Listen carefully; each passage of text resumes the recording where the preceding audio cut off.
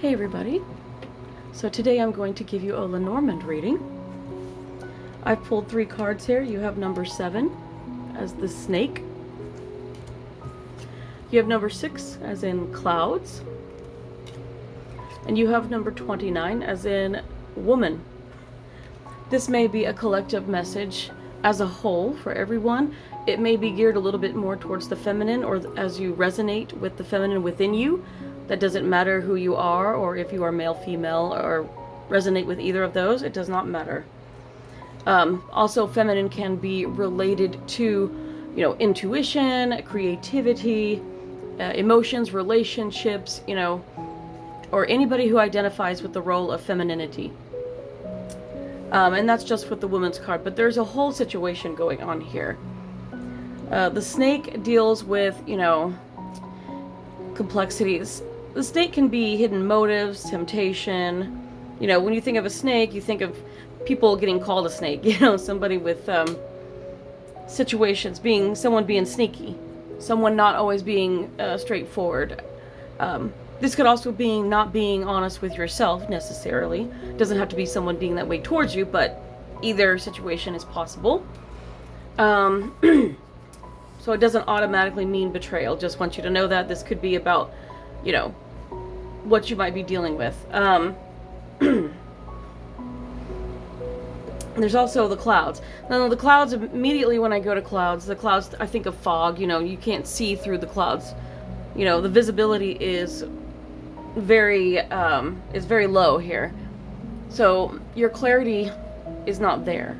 You're not seeing very clearly. Things are very confusing. There's mixed messages, mental overload. You can be seeing, or not seeing the full picture, or the bigger picture, that is. So there can be a lot of emotions wrapped up in things. So now that you have the snake and the clouds, and then you have the woman, the energy towards, this is an energy towards a person, or a feminine current, however you want to put that. So let's put it all together.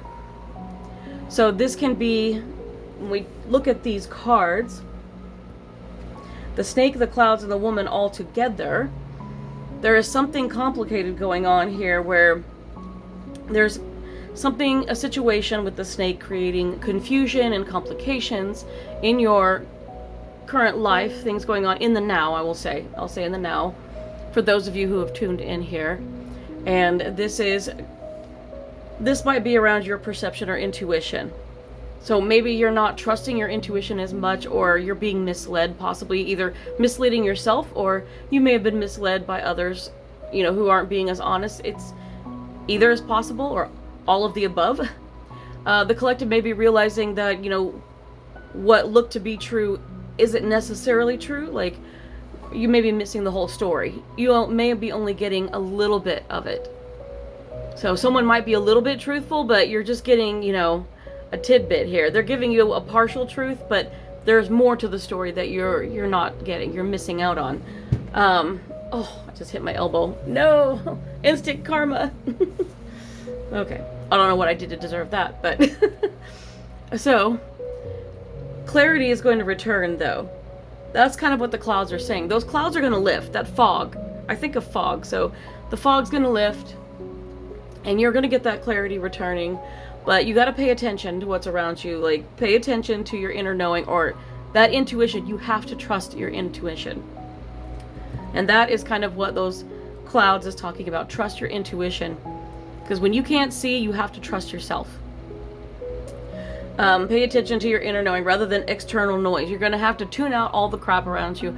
Don't always listen to that. Listen to what your intuition is saying. What is your gut instinct telling you? That's going to be the most important thing here. And then, on the bottom of the pile, I got letter. So, I guess the shadow side of things, if I want to read it kind of like tarot, I could just say, letter is usually when you're actually going to get a clear message. You will get an obvious message after that. So things will be very clear once you get through this, once that fog lifts. Some of the themes, you may feel like you missed some red flags somewhere, or you dismissed yourself. How many times do we second guess our gut feelings? We do that. Even when we're practicing. It's like, oh, I'm going to get this right. Oh, I got it wrong. I knew it was the first answer, but I picked the second. We always do that to ourselves. We second guess ourselves. So don't do that. Easier said than done, right? Practice going with your first instinct. Always. And you might have complicated relationships, and there's dynamics and things going on here at the surface that you're having to deal with. And it's okay. I mean, relationships are complicated. They don't have to be perfect. But just make sure that you are using discernment and you know if you're being lied to or not, or if someone's not being honest with you. You can be careful about that. Also, there's a lot of emotions going on here too. So that's also with discernment, is like trying to detach yourself from these emotions involved with this situation. Because, we tend to trust people that, we're friends with or we're in relationships with. And if someone decides they're going to deceive you, it's easy to get deceived when you have emotions involved. So you got to step away from that, detach a little. And again, discernment. That word that we all love. I get tired of hearing it sometimes. But that emotional fog with the clouds is going to lift eventually. And it will lift around your identity, your self-worth, all of these personal truths, these things that you need to know about this situation. And then, just be reminded, don't force the certainty right now. If you're unsure about it, don't. Wait till you get that knowing, that gut instinct feeling. When you know what is true to you, stick with it. Trust in your intuition. And that will fully arrive. And when you get that clarity, then you'll know. You'll know what to do. You'll know how to react. And everything will work itself out as it's meant to. And the clouds is sitting between the snake and the woman. So that's kind of an interesting placement. So it looks like confusion itself is acting as a veil between the problem and the person trying to understand it, which could be you and the snake. So you and the problem. Right now there is some confusion there, which is good in a way, because that means that the clouds settled there to cause this confusion so that you would become aware of it. If that makes sense. It's always good when this comes up. It's like the universe is looking after you. Let's see.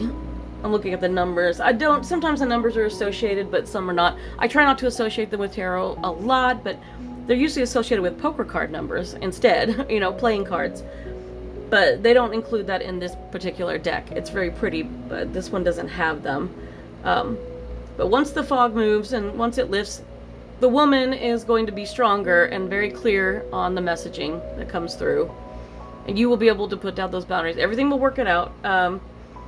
So sit with this question, collective. Am I reacting to what I know or what I fear might be true?